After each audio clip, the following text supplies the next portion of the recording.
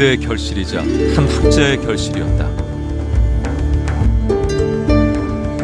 아름답고 견고한 수원 화성.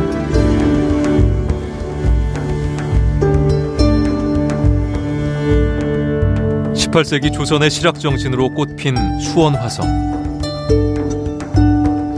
인류의 문화유산이 된 수원 화성은 새로운 조선의 상징이었다. 하나의 성이라는 걸 떠나서 문화, 학술, 예술 이런 게 통째적으로 집합되어 있는 하나의 상징적인 하나의 결과다. 수원 화성 축성에는 당대의 모든 신기술이 동원됐다.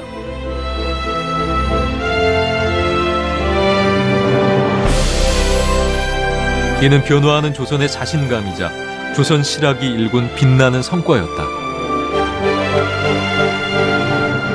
철저한 계획하에 축성이 이루어졌고 당시에 활용할 수 있는 기술력들을 적절하게 적용을 해서 성을 쌓았기 때문에 이런 단기간에 시공이 완료될 수 있지 않았을까 생각을 합니다. 수원 화성 축성의 주역은 다산 정약용, 목민심서, 경세유표, 흠음신서 등 모두 500여 권의 저작을 남긴 그는 18세기 조선 최고의 실학자였다. 역사와 시대와 백성에 대한 모든 고뇌를 저작으로 남긴 정약용.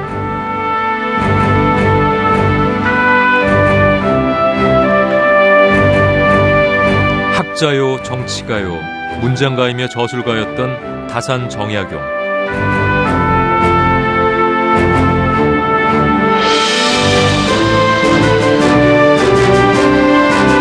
18세기 성리학의 조선에서 그가 추구했던 실학정신은 무엇이었을까?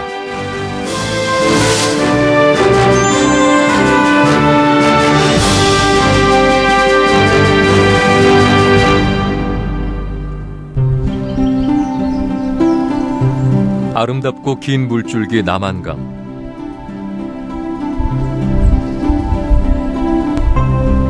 북한강 물줄기와 합쳐져 한양으로 흘러드는 남한강은 우리 역사를 그대로 목격해왔다.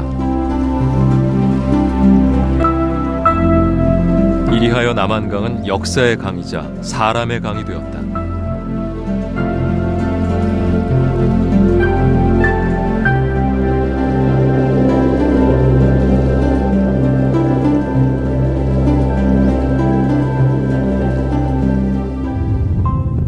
이 남한강변에서 18세기 조선을 밝힐 놀라운 인물이 탄생했다.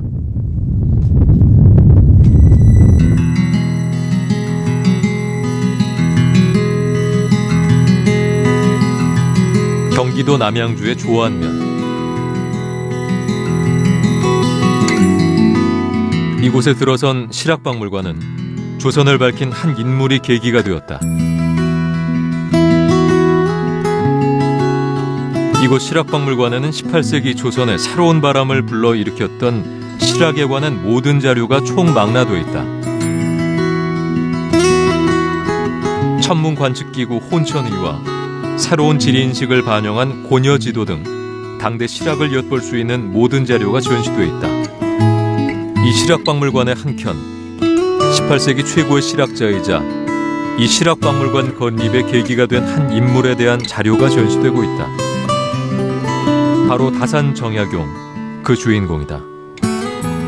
다산은 젊은 시기에 규장각에서 북학파에 속하는 사상과 학자들과 교류를 하면서 성호이익 선생을 중심으로 한 경세치용파의 경전연구와 학문적 태도, 사회 제도의 변화와 개혁을 추구하는 그것을 바탕으로 해서 그리고 과학기술을 모두 회합하는 그런 실학의 집대성을 이루게 되었습니다.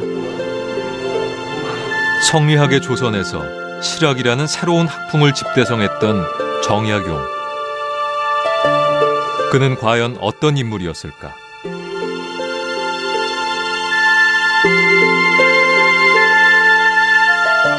실학박물관에서 멀지 않은 곳, 정약용의 상가가 복원돼 있다. 이곳이 바로 정약용이 태어나고 또 생을 마감했던 곳이다. 이곳은 여유당으로서 다산의 생가입니다. 이곳에서 나셔서 해배돼 가지고 여기 와서 18년간 사시다가 자꾸 오신대요. 생가는 마치 그의 삶과 학풍을 상징하듯 당당하고도 단아하다. 그가 손님을 만나고 책을 읽고 저술을 하던 사랑채. 200여 년 전에 정약용의 채취가 그대로 풍겨나오고 있다.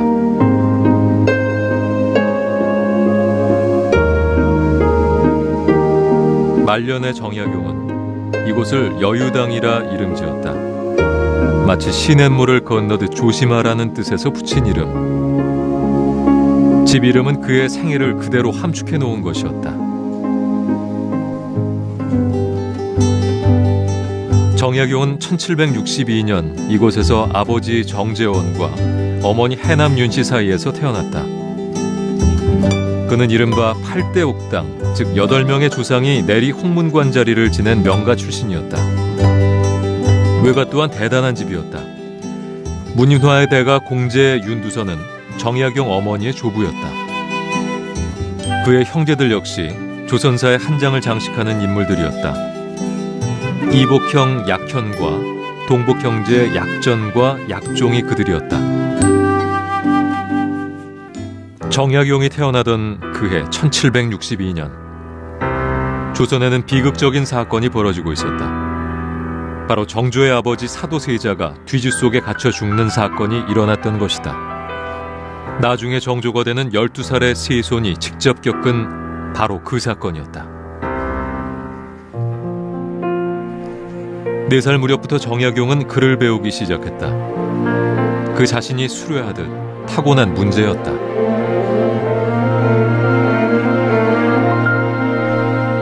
그가 7살 때 지은 시가 전한다.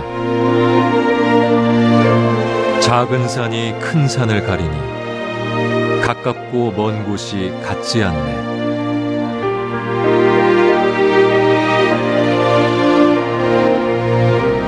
나중에 실학을 집대성한 조선 최고의 실학자가 된 정약용. 실학이란 어떤 학문이었을까?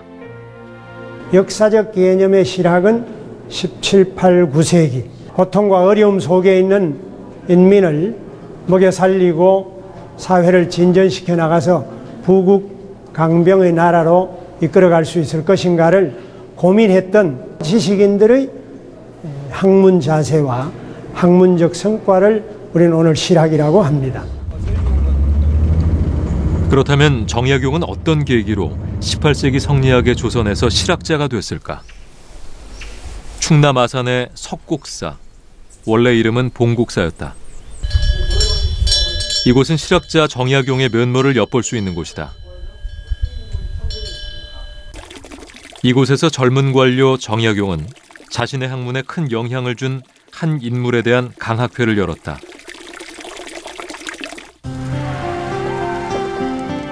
(1795년) 금정찰방이던 정약용은 이곳에서 인근 선비들을 모아 열흘 동안 강학회를 열었다.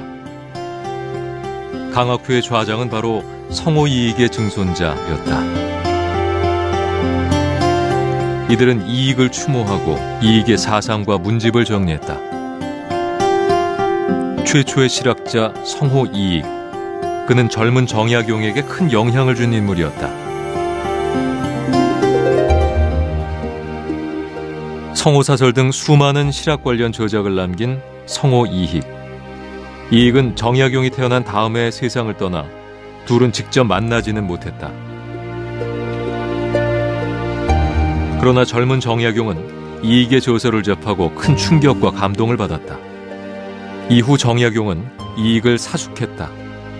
이익은 정약용의 학문적 스승이었던 것이다. 정약용 스스로 이익과 자신의 관계를 수료했다.